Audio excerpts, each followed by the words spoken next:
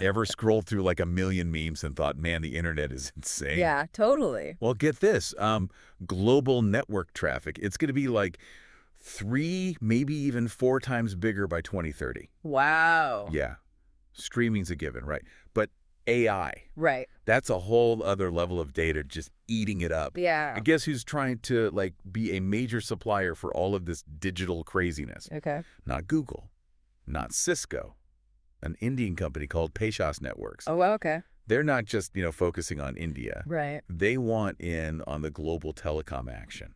What's so interesting about this is, a few years ago, the idea of an Indian company being like a telecom giant Yeah. seemed, I don't know, kind of impossible. Right. But the amount of digital growth in India is Yeah. incredible. It's huge. And it's giving companies like Tejas a chance, a chance to be something big. Totally. And it's not just that the market's big there, their investor presentation.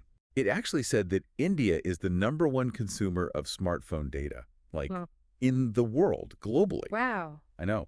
And they're on track to have over 1 billion mobile subscriptions by next year. It's wild. Think about the infrastructure needed to keep up with that, all that data. It's unbelievable. Yeah, it's mind-blowing. Yeah, and this is where I think the Indian government strategy is so interesting. Okay. They're not just like along for the ride with all this digital growth. Right, right. They're actually shaping it. They have these programs like the, the trusted sources thing? Yes. Where they're basically saying, hey, we're going to prioritize our own companies for government contracts. Exactly. And Make in India, which is all about getting manufacturing to happen locally. Yes. And all of that. It gives companies like Tejas a real leg up. Absolutely. It's like they're creating the perfect environment for a tech powerhouse, right? Right. Huge demand at home, government support, you've got it all. Exactly. But Tejas, they're not content with just, running things in India. Right. They're talking about taking on the biggest names in telecom globally. That's ambitious, to say the least. The question is, can they pull it off? Can they really make it on a global scale? Right. Compete with the big guys? That's what we're going to unpack today. Love it. So let's get into Tejas' master plan, right? Mm-hmm. Their presentation kept saying end-to-end approach. Okay.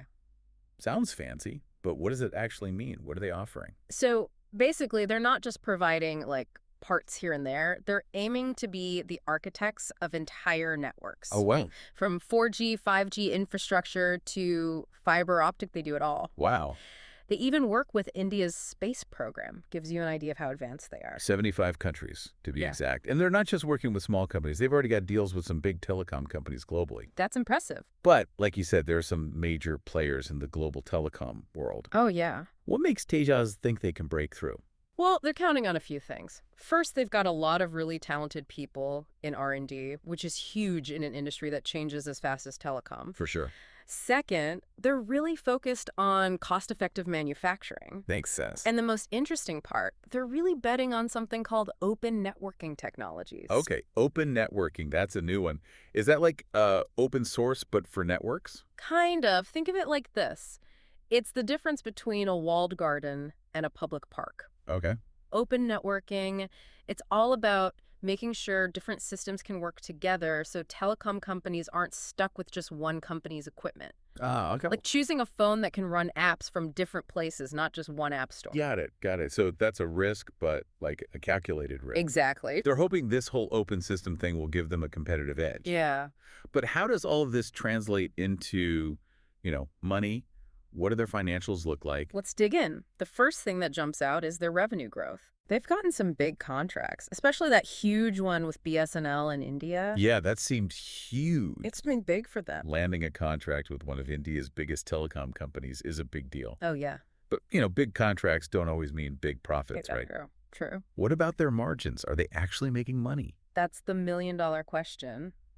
They're definitely in growth mode, spending a lot on R&D, expanding internationally. Right. And while their gross margins, so the profit on each product after manufacturing, seems good, their operating expenses. Yeah. The cost of actually running the business, it's cutting into those profits. So they're spending a lot to grow, which, it's not necessarily bad in an industry like telecom, Right. but it does come with risk. Absolutely. What about debt? Are they, drowning in debt to fuel this expansion? Well, now that you mention it, they've definitely been, raising money. Right. They've used debt for sure, but they're also going after investors pretty aggressively Hmm. and having the Tata Group behind them. Right. That definitely helps when you're looking for funding. For sure, the Tata name has some serious weight, both for investors and probably for customers too. Oh, absolutely. But it comes down to execution, right? Yeah. Can Tejas actually deliver on all these big goals, or are they, getting ahead of themselves? Well, their presentation laid out some pretty aggressive targets, I gotta say. Okay. We're talking significant revenue growth, new product launches, a major push into new markets internationally. It's a lot. It's ambitious, no doubt about it. So is this like a go big or go home moment for Tejas? Could be. Even with a good position in India and, Yeah. a solid set of products, Well, playing on a global scale, yeah, there's a whole other game. completely different. What are the things we should really be watching for? What are the make or break points here? I think one of the biggest things is those global partnerships. Okay. It's one thing to have a presence in 75 countries, but to really grow. They need to land deals with major telecom companies outside of India. Yeah, it's like you can have a little food stand, Right. but to be a global brand, Exactly. you need those big franchises. You need those partnerships. And another thing, Yeah, R&D, research and development. huge, Telecom's constantly changing. constantly. 5G's practically old news now. I know. Everyone's talking about 6G. Crazy, right, So Tejas, they can't just keep up. right. They have to be ahead of the curve. It's a never-ending race. Oh, absolutely. And, we can't forget about the competition. It's not No. just other startups. They're going up against Nokia, Ericsson, Huawei, The big guys. companies with tons of money, years of experience. Global reach. Yeah, global reach that right now Tejas can only dream of. It's like David versus Goliath, but with 100 other Davids. Exactly. But hey, David had a few things going for him. That's true. He was fast, smart, and, a little bit daring. Tejas is going to need all of that and more to really win. It's a really interesting story to follow. This whole idea of a company from India, a fast-growing economy, shaking things up on a global scale. It is. It says a lot about how the tech world is changing. It really does. And it shows you what happens when governments actually help their own companies grow and innovate. For sure. Who knows? Maybe we'll see more companies like Tejas coming out of nowhere in the next few years. It's a global race for, who's going to control all this connectivity, right? It is. And we're just at the beginning. Just the beginning. So let's bring it all together. Yeah. What are the key things our listeners should be paying attention to as this unfolds?